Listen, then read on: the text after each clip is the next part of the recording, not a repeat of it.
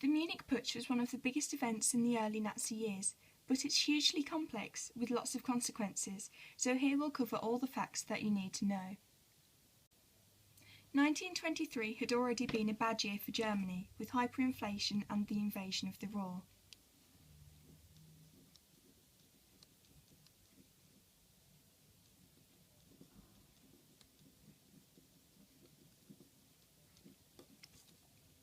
Hitler and the Nazis thought this was the perfect opportunity to perform their uprising.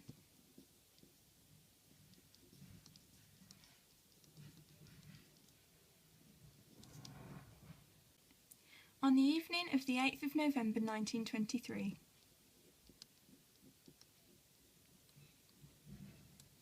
Hitler and 600 SA members took over a meeting in the Munich beer hall.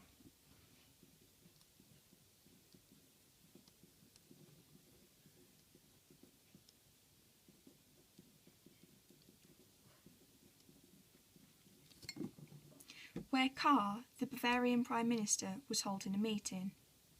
Hitler forced Kahr to agree to his plans to take over Munich at gunpoint.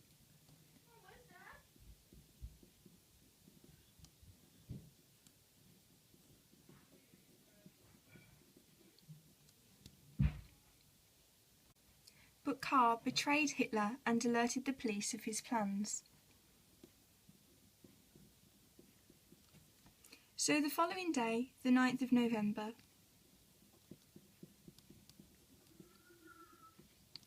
when the Nazis marched into Munich, they were met by police. A shooting followed, leaving 16 Nazis and 3 policemen dead.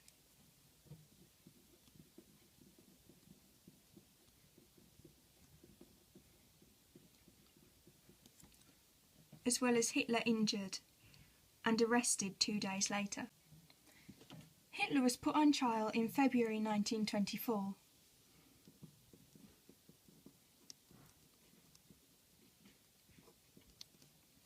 But instead of worrying about the negative effects on the Nazi Party, Hitler used the situation to his advantage. He was given a national platform.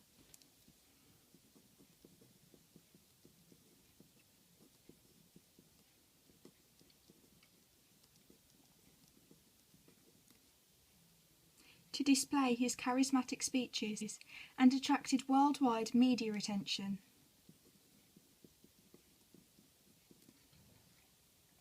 Not only giving himself and the Nazis publicity, but also affecting the judge's sentence. He was given just 5 years in Landsberg prison, of which he only served 9 months. Despite the publicity gained by the Munich Putsch, Nazi support began to decline after 1923. This was because of Stresemann.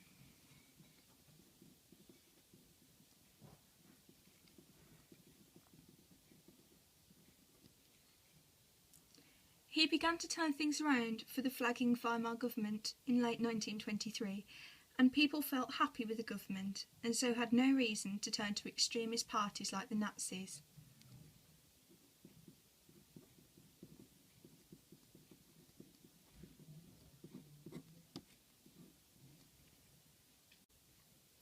While in Landsberg prison, Hitler decided that the Nazis would go from bullet to ballot box.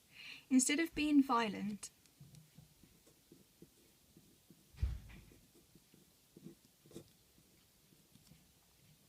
they would use ideas such as the Hitler Youth and propaganda.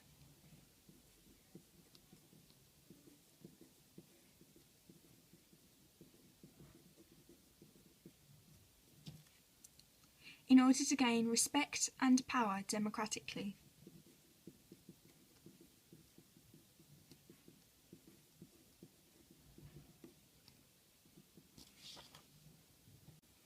The SS was set up as a private bodyguard for Hitler and other Nazi leaders, but by 1929 there were over 500,000 tall, blonde-haired, blue-eyed Aryan men.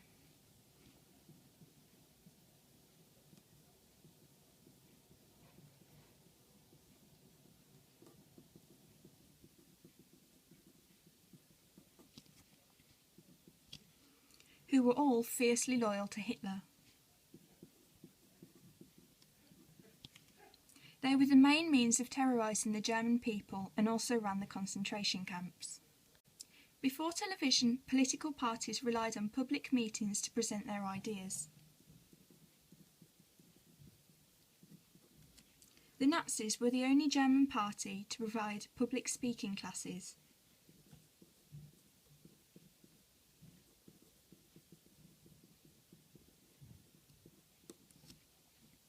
And realised the skill of focusing in on the issues people found important, helping them gain support.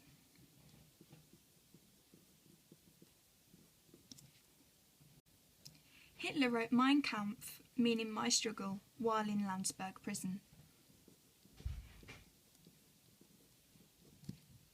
It told of his love of animals and children,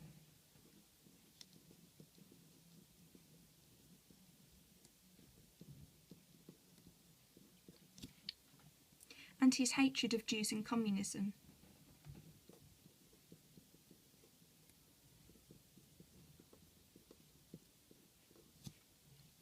It didn't sell very well at first, but once he was in power it was regarded by many Nazis as their Bible.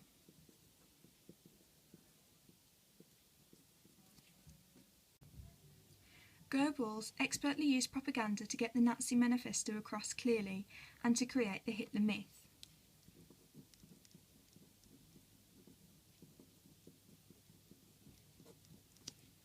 Which was the view of Hitler being the one strong leader that Germany needed. Additionally, the Nazis would stir up violence during election meetings.